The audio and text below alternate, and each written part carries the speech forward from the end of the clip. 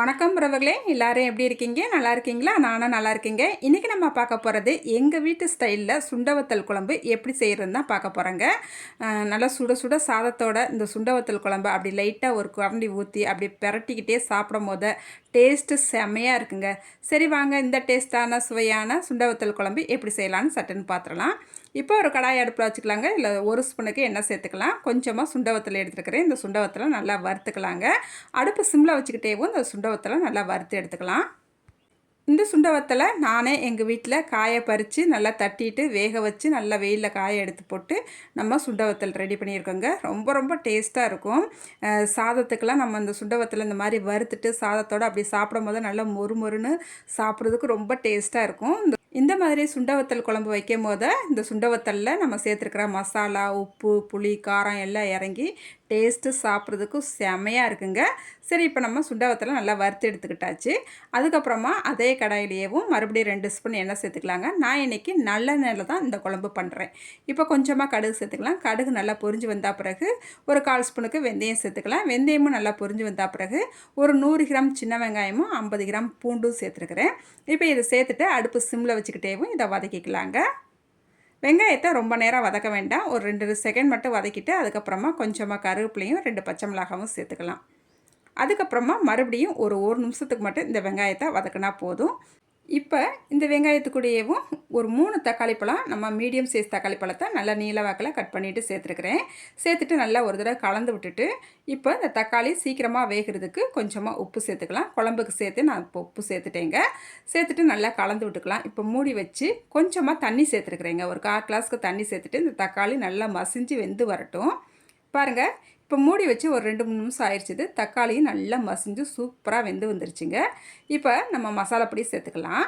இப்போ ஒரு 1/4 ஸ்பூனுக்கு மஞ்சள்தூள் சேர்த்துக்கலாம். வீட்டில் அரைச்ச மசாலாப்பொடி ஒரு 1/4 ஸ்பூனுக்கு சேர்த்துக்கலாங்க. சேர்த்துட்டு நல்லா கலந்து விட்டுக்கலாம். அடுப்பை மிதமான தீயிலேயே வச்சுக்கலாங்க. இப்போ மசாலா சேர்த்துட்டு நல்லா கலந்து விட்டுக்கிட்டாச்சு. இப்போ நம்ம தண்ணி சேர்த்துக்கலாங்க. ஒரு 400 ml தண்ணி சேர்த்துக்கலாம். தண்ணி சேர்த்துட்டு நல்லா மறுபடியும் நல்லா கலந்து விட்டுக்கலாம். இது நல்லா ஒரு தடவை கொதிக்க ஆரம்பிக்கட்டும். இந்த டயத்தில் நீங்கள் உப்பு, காரம் கரெக்டாக இருக்கான்னு ஒரு தடவை செக் பண்ணிக்கலாம்.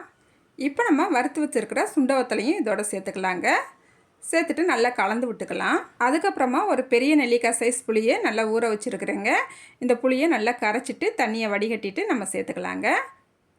சேர்த்துட்டு நல்லா கலந்து விட்டுக்கலாம். இந்த நேரத்தில் புளிப்பெல்லாம் கரெக்டாக இருக்கான்னு ஒரு தடவை செக் பண்ணிக்கலாம். எனக்கு உப்பு, புளிப்பு, காரம் எல்லாமே கரெக்டாக இருக்குங்க. இப்போ மூடி வச்சு ஒரு 8 நிமிஷத்துக்கு அப்படியே விட்டுறலாங்க. அடுப்பு சிம்லேயே வச்சுக்கலாம். இப்போ ஒரு 8 நிமிஷம் ஆயிடுச்சுது, பார்த்துடலாம். பாருங்கள், ஆஹா, நல்லா கம கம கமன்னு சூப்பராக நம்மளுக்கு சுண்டவத்தல் குழம்பு செம்ம வாசனையாக செம்ம டேஸ்ட்டாக ரெடி ஆயிடுச்சுங்க. இப்போ இது கூடயேவும் லாஸ்ட்டாக ஒரு ஸ்பூனுக்கு மட்டும் நல்லெண்ணெய் சேர்த்துக்கலாங்க. மிஸ் பண்ணாமல் நல்லெண்ணெய் கடைசியாக சேர்த்துக்குங்க. ரொம்ப ரொம்ப டேஸ்ட்டாக இருக்குங்க. இப்போ மறுபடியும் இதை மூடி வச்சு ஒரு நிமிஷத்துக்கு அப்படியே விட்டுறலாங்க. அதுக்கப்புறமா நம்ம பார்க்கலாம். இப்போ மூடி வச்சு 1 நிமிஷம் ஆயிடுச்சுது. ஓப்பன் பண்ணி பார்த்துடலாம். ஆஹா ஆஹா, என்ன மனம் என்ன மனம்! ஆஹா, ஓப்பன் பண்ண உடனே அப்படி ஒரு வாசம் கம கம கமன்னு வருதுங்க. இந்த வாசத்தை பார்த்த உடனே வயிறு கப கப கபன்னு பசிக்குதுங்க. இப்போ நம்மளுக்கு சுட சுட செம்ம டேஸ்ட்டாக சுண்டவத்தல் குழம்பு செம்மையாக ரெடி ஆகிடுச்சுங்க. அப்படியே சூடான சாதத்தில் ஒரு 2 கரண்டி அப்படி ஊற்றி அப்படியே சாதத்தோடு அப்படியே பிரட்டிக்கிட்டு அப்படி சாப்பிடும் போது அவ்வளோ டேஸ்ட்டாக இருக்குங்க. இப்போ அடுப்பு ஆஃப் பண்ணிக்கலாங்க.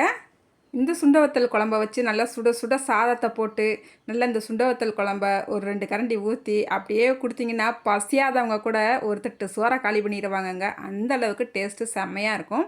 இந்த வீடியோவை பார்த்துட்டு இந்த சுண்டவத்தல் குழம்ப இதே அளவுகளோட நீங்களும் ஒரு முறை ட்ரை பண்ணி பாருங்கள்.